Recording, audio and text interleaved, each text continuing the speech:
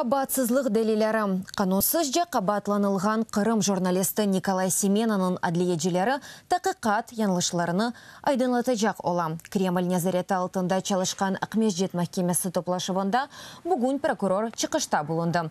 Бұндан сон үкім бойынша дәлелеріні имайысы бережекді Семена.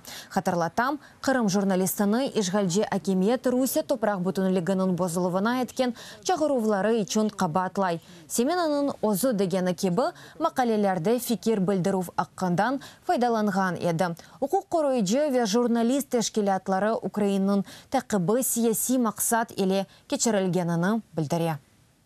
Мы должны выйти.